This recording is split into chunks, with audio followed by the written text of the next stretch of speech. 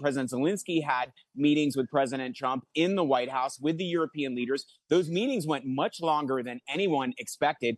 I talked to two senior officials in the Ukrainian delegation right after they finished meeting with President Trump. They said it started out with somewhat onerous terms, but President Zelensky apparently was able to get a map out in front of President Trump and went through the map, showed where Russian controls, where Ukraine still controls, including some of the provinces that Russia is demanding it wants to take, gave some historical perspective.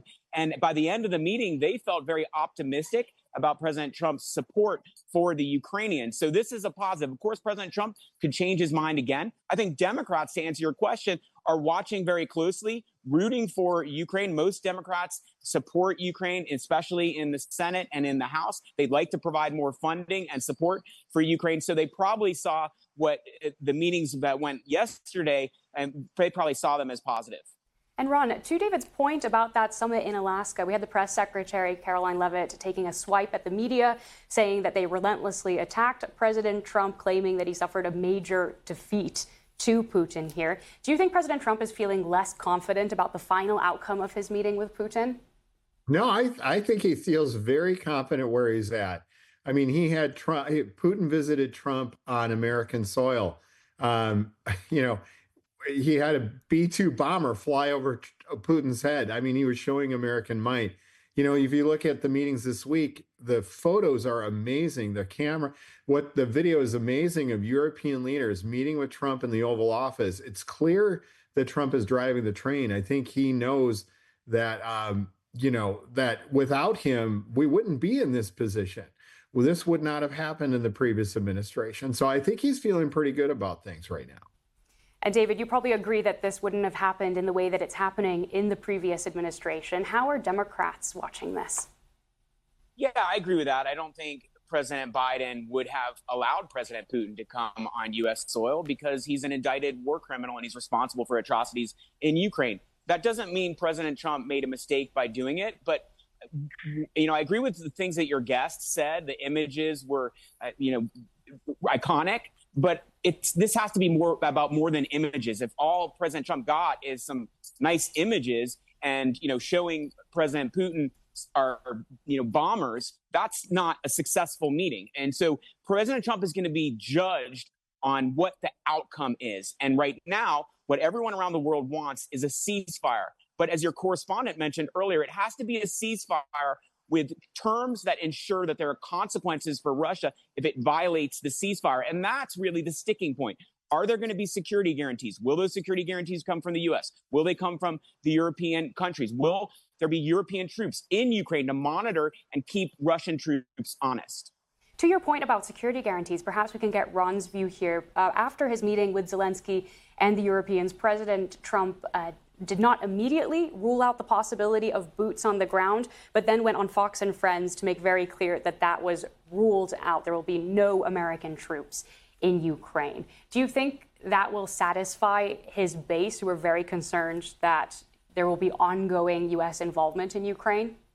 Yeah, absolutely. I think that's exactly what he did, is that he's communicating to the base that he's not going to put U.S. lives, U.S. soldiers at risk on the ground, that he would use air power, air support, which is, something that we've been used to doing in conflicts, is providing that type of cover. And I think that Trump has been putting this whole conversation in the right direction. He's the one who has forced this on Putin, has forced Zelensky to the table, and is pressuring for peace.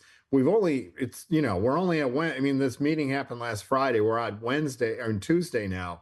So this is going to take a while. I don't think that this is going to happen overnight, any type of peace agreement. This is going to take weeks, maybe months to occur. Ron, just to be clear, do you think it would be acceptable across the entire Republican Party to see American pilots in Ukraine patrolling its skies? Yeah, I think that if there was look, the devil is in the details. Let's put it that way. We have to see what a peace agreement would look like, what the investments would be made by European countries, what Putin would actually agree to.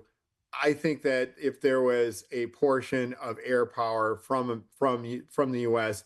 that was shared, by our European allies. I mean, they can provide air power too. So if we had ourselves in a rotation, I think that Republicans would be largely supportive of that. We're not entering a war. And David, when we saw Russia's full-scale invasion of Ukraine, there was such a groundswell of support in the United States for what the Ukrainians were going through. 3.5 years later, how much support would you say there still is among the American public for offering Ukraine security guarantees?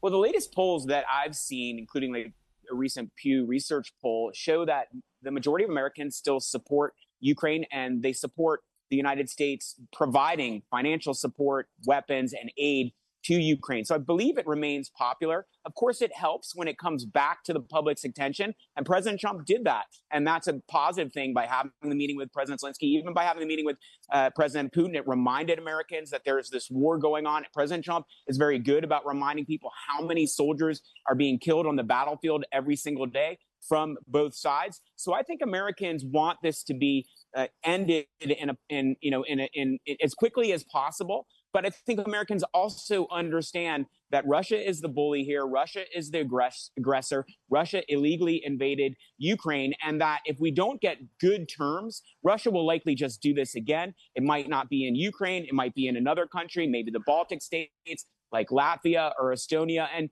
Americans who are watching understand that and recognize that. Well, thank you both so much for taking the time to speak with us on BBC News. We've been speaking with Ron Bonjean and David Tafuri. Thank you.